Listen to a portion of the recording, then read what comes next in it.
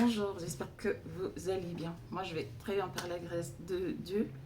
Je suis Annie Kaba, alias la femme atypique, alias la femme de ménage. Bienvenue sur mon compte. Sur ce compte, je valorise mon métier. Je valorise mes congénères, ces hommes et femmes qui exercent deux petits métiers au quotidien pour survenir à leurs besoins et à ceux de leur famille. Je parle d'entrepreneuriat, j'encourage les femmes à se lancer dans l'entrepreneuriat avec deux petits budgets parce que c'est exactement ce que j'ai fait. Je parle des changements que le Seigneur opère dans ma vie depuis que j'ai fait le choix de revenir à lui. Alors si tu es cette femme brisée, méprisée, chosifiée, rabaissée, on t'a souvent dit que tu ne peux rien faire de bon, tu en es convaincu. Ta vie aussi entre désespoir, dépression, frustration, amertume, regret, jalousie, colère. Il t'arrive de noyer tes soucis dans de l'alcool, sache que tu es au bon endroit. Il y a quelques années, j'étais comme toi, peut-être même pire que toi. Je suis issue d'une famille chrétienne. J'ai reçu une éducation assez stricte, mais à mes 24 ans, j'ai fait le choix d'abandonner le Seigneur parce que je voulais découvrir autre chose. J'ai accumulé de mauvaises décisions et qui dit mauvaise décision dit conséquences. Ça a duré environ 13 ans jusqu'à ce que je devienne maman et là je me suis dit Annick, tu ne peux pas élever ton enfant dans un environnement aussi malsain. Tu ne peux pas élever ton enfant dans un environnement aussi tumultueux. Je suis allée chercher des solutions.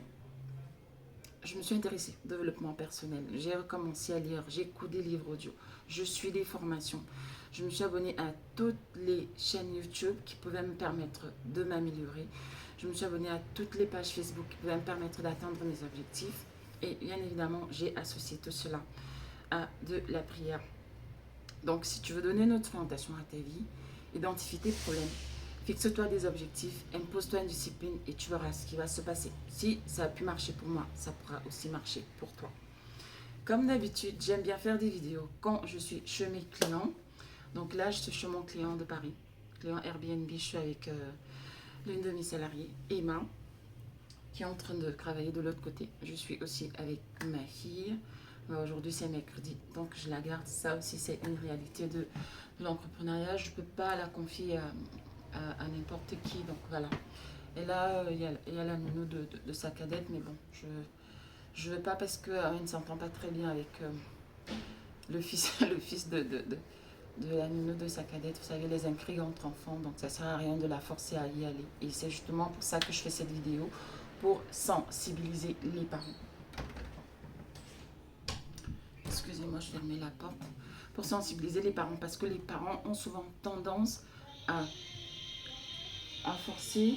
C'est mon téléphone qui sonne, c'est ma sœur qui m'appelle. Oh là là. Excusez-moi.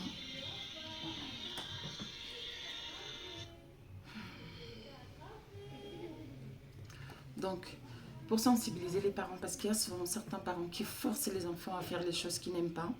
Et parfois, les conséquences sont souvent graves. C'est-à-dire, si votre enfant vous dit que maman, je n'aime pas telle personne, maman, je n'aime pas aller chez telle personne, honnêtement, ne forcez pas. Parce que c'est pas parce que c'est un enfant que vous allez l'obliger à accepter ce qu'il n'aime pas.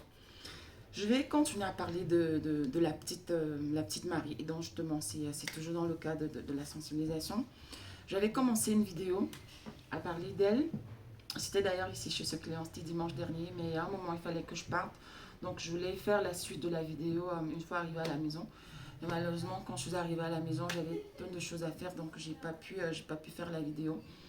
Donc, je ne me rappelle plus exactement de je m'étais arrêtée dans la première vidéo, mais je ne sais pas si j'avais dit dans la vidéo que voilà, il me semble que j'avais dit dans la vidéo que elle est allée chez la cliente et qu'elle a fait un malaise et que la cliente nous a appelé, voilà, et qu'on a dû communiquer son numéro de sécu parce qu'elle n'avait pas de documents sur elle. Et donc, on l'a conduite, oui, je crois que j'avais dit tout ça, on a dû la conduire à l'hôpital de Juvisy pour l'observer. Et donc, j'ai pas voulu l'appeler parce que c'était vendredi. Je me suis dit, ok, je vais l'appeler demain, le temps qu'elle se repose. Donc, le lendemain, elle m'envoie des photos, deux photos. Elle était en arrêt maladie. Sauf que les photos n'étaient pas nettes. Donc, je l'appelle pour savoir jusqu'à quand elle a arrêté. Elle me dit, oui, tu ne m'as pas appelé, ce n'est que la cliente qui m'a appelé. Donc, comme je voulais lui faire envoyer, je lui dis, ok, ça sert à rien. Je l'appelle. Donc là, je l'appelle. Et je lui dis, mais je ne comprends pas. Vous me reprochez de ne pas vous avoir appelé. On m'a dit, la cliente m'a dit que les pompiers sont arrivés, on vous a pris en charge, c'était rien de grave, mais on vous a quand même conduit à l'hôpital pour vous observer. D'après les pompiers, vous avez peut-être un problème de fer, donc je pense qu'on vous a administré du fer. Il n'y avait pas urgence pour que je puisse vous appeler. Et même, vous étiez fatigué. Quand vous êtes fatigué, votre employeur ne va pas vous appeler pour commencer à vous poser des questions. Il peut le faire, mais vraiment le lendemain ou peut-être un peu plus tard. Sauf que je n'ai même pas pu le faire cette journée-là parce que j'ai eu une semaine très difficile depuis pratiquement 3 semaines. Je suis débordée. Donc, elle me dit oui, mais tu m'as pas appelé. Donc, je lui explique ça et je demande comment ça se fait que vous sortiez sans vos documents. Elle ne comprend même pas. J'insiste, je lui dis qu'il est important quand vous sortez de chez vous avec vos documents. Elle me dit oui, j'ai mes documents ici à la maison. Je lui dis oui, mais quand vous sortez sans vos documents, si vous arrivez en malaise, on ne saura pas vous identifier, on ne saura pas qui vous êtes. Moi, par exemple, si je sors là, on ne saura, si j'ai un malaise, on ne saura pas que je suis Annie Kaba. Donc, je lui dis qu'est-ce qui prouve que vous êtes Marie Camara.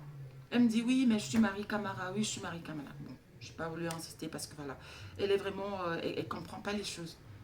Ou alors elle comprend difficilement, ou je ne sais pas, peut-être que c'est moi qui parle très rapidement parce qu'il y a certains de mes salariés qui m'ont souvent dit ça, que j'ai un débit rapide et qui ne comprennent pas toujours ce que je dis, qu'il faut que je parle un peu plus calmement. Bref, donc je m'explique avec la petite, elle me dit oui, je comprends pas, à chaque fois que tu m'appelles, après je pleure. Je lui dis mais non, c'est parce que vous ne comprenez pas ou alors vous n'êtes pas assez conscient de la difficulté dans laquelle vous vous trouvez. Il faut vraiment que vous preniez conscience que là vous êtes seul, vous allez devoir vous débrouiller seul. Et la chance que vous avez, c'est que vous êtes tombé sur moi, vous êtes tombé sur une employeur qui vous comprend, qui accepte les frasques que vous commettez, mais qui malgré ça est prête à vous accompagner. C'est une chance que vous avez parce que aucun autre employeur ne pourrait tolérer ce que vous faites. Donc je finis de lui expliquer ça, je le renouvelle encore en lui disant que, enfin j'ai renouvelé mes propos en lui disant que moi je suis prête à vous aider. Je ne veux pas vous laisser tomber parce que vous êtes dans une situation difficile et je ne sais pas si vous vous en rendez compte. Donc ça s'est terminé. Elle a repris le travail hier. Sauf que hier, elle a expliqué à mon binôme qu'elle avait un problème de souci, parce que enfin, un problème de papier, parce que quand je lui ai parlé de ça, qu'il fallait absolument que quand elle sort, qu'elle ait ses documents sur elle. Donc, je crois que ça a été une piqûre de rappel.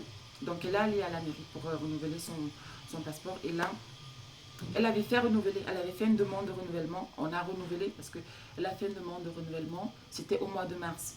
Donc, elle est partie pour récupérer. Et là, on lui dit qu'on ne lui remet pas son passeport. Et donc, elle demande ce qui se passe. On lui dit, oui, on ne vous remet pas votre passeport parce que votre papa a eu des problèmes et donc on ne vous remet pas le passeport. Elle dit, mais je ne comprends pas. Moi, je suis arrivée ici, j'étais enfant.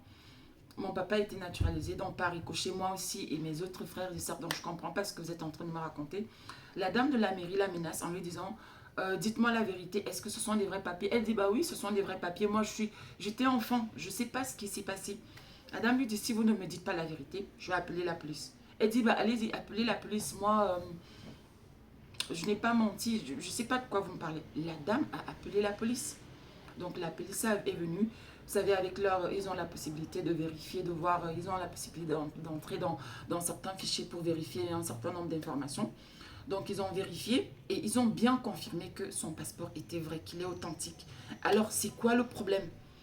C'est où elle sort de là, elle appelle sa mère. Et sa mère, elle explique le problème à sa mère. Et sa maman lui dit, comment tu es au courant que les papiers de ton papa ont un problème?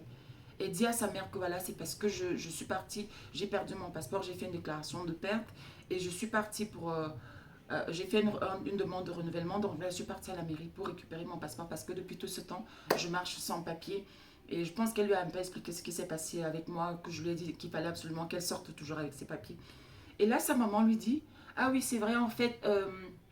depuis quelque temps, ton père a les problèmes de papier, mais en fait, dit à sa mère, mais attends, pourquoi est-ce que je n'étais pas au courant?